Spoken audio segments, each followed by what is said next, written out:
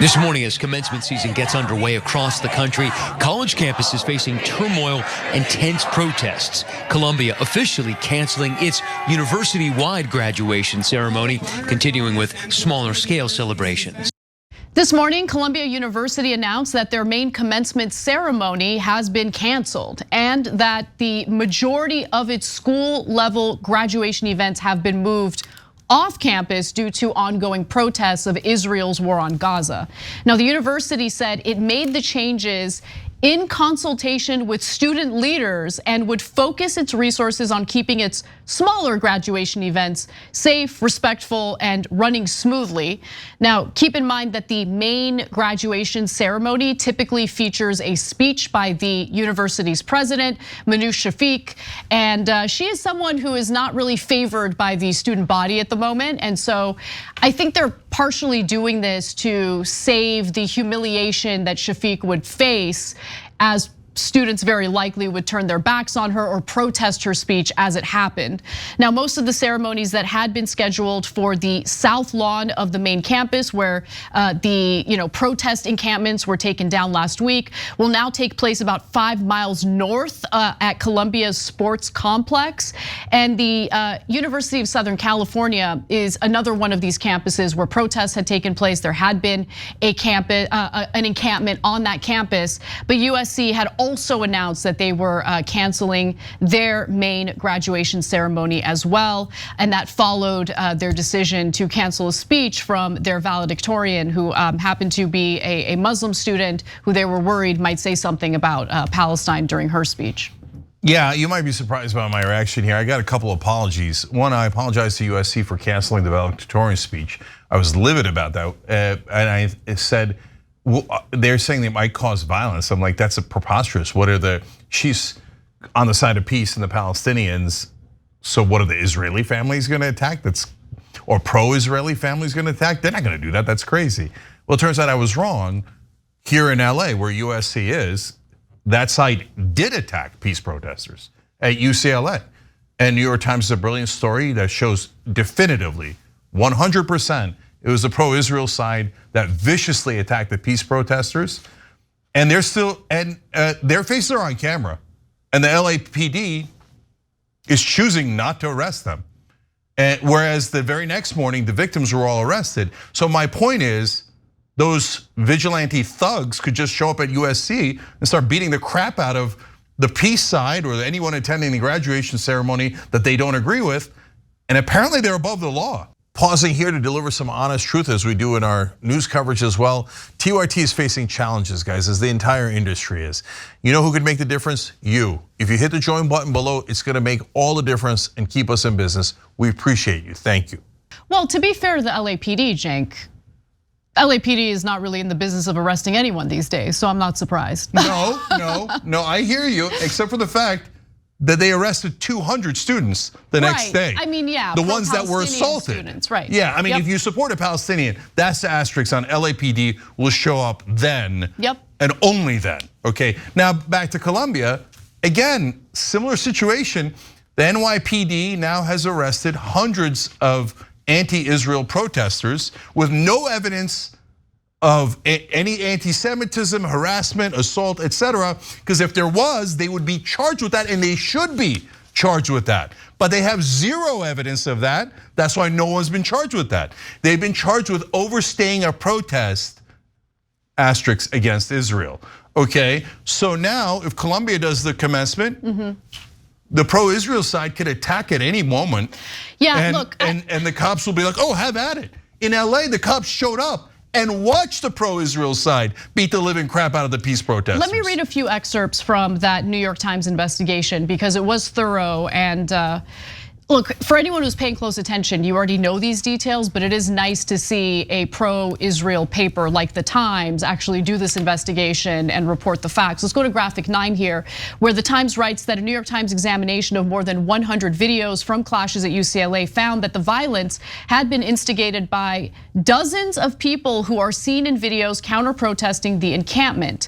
The video showed counter-protesters attacking students in the pro-Palestinian encampment for several hours, including beating them with sticks, using chemical sprays, and launching fireworks as weapons. Counter-protesters shot fireworks toward the encampment at least 6 times, according to videos analyzed by the Times. One of them went off inside, causing protesters to scream. Another exploded at the edge of the encampment. One was thrown in the direction of a group of protesters who were carrying an injured person out of the encampment. This is all caught on tape. We've shown you the videos on this show. And so again, for anyone watching this program regularly, none of this should be surprising, but it's likely surprising for a lot of Americans who might be completely shielded from this information, given how insanely biased the press has been toward the protesters, making them out to be the violent ones, when in reality, they were met with violence by counter-protesters on campuses like UCLA. Now, there are other examples of violence and racist taunts being directed at some of these pro-Palestinian protesters, especially in Mississippi, which we'll get to in just a moment. But Cenk, any final thoughts on the Times? I was actually going to go to Mississippi too, because that one was not from pro-Israel groups or it's not based on religion, et cetera. It became more racial, and as you're going to see here in a second, it felt like we were back to the terrible old days of segregation, a wall of white people yelling at this one black protester. I don't know that all those guys are like pro-Israel zealots, but they saw some minorities and plenty of white folks that were in camp for peace, and their instinct was, boo, peace, let's go tear it down. But either way, you've got the anti-peace side constantly on the attack. And meanwhile, you turn on cable news and they turn the truth on its head. And they're like, no, the peace protesters are the potentially violent ones. And the violence and the outrage from the counter protesters is almost never mentioned. So this is at the University of Mississippi. There was a large group of students filmed taunting a black woman. It happened Thursday during a heated exchange between a group of pro-Palestinian protesters and a much larger group of counter-protesters. According to CNN, about 30 pro-Palestinian protesters were demonstrating in a barricaded zone when they were surrounded by an estimated 200 counter-protesters, some holding American flags, several Trump flags, and some dressed in red, white, and blue. And in one video captured by student journalist Stacy Spiel, a student can be seen making what appears to be a racist gesture toward one of the black students. Let's take a look.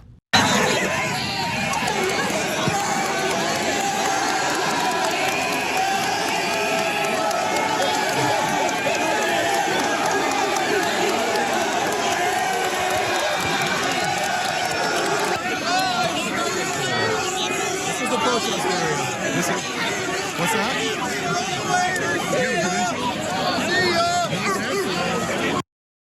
So the woman in the video who's being taunted is a 24-year-old. Her name is Jalen Smith, a journalism and new media graduate student. She told CNN, "I said some insults back too. I cursed like a sailor at them, and I regret letting them get to me like that. The monkey gestures, which you might have caught in the video that we showed you, it was on the right-hand corner.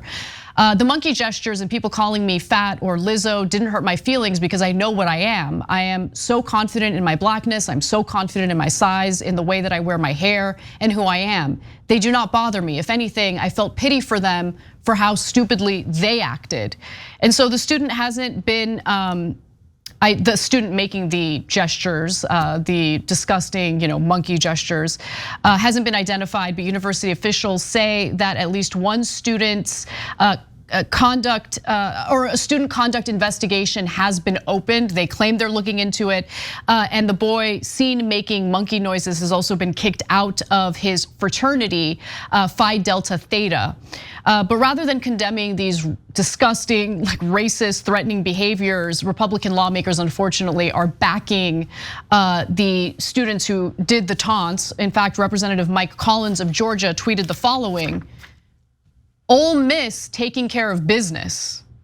That led to a lot of backlash, and he didn't really apologize for it. I can give you his statement in just a moment. But Cenk, yeah, so 2 things about that. Mike Collins sees the video, including the guy dancing like a monkey. And he's like, attaboy.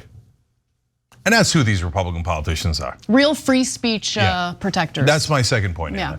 Later in that video, the counter protesters start chanting, "Lock them up, lock them up." So the guys who pretended to be in favor of free speech and were free speech absolutists and would hate cancel culture were saying, hey, those people are protesting in favor of peace, lock them up, take away their freedom, put them in prison for being in favor, just speaking in favor of peace. So look, the right wing is very confused right now because huge portions of the right wing have now realized, hey, it's America second. And that is just a fact.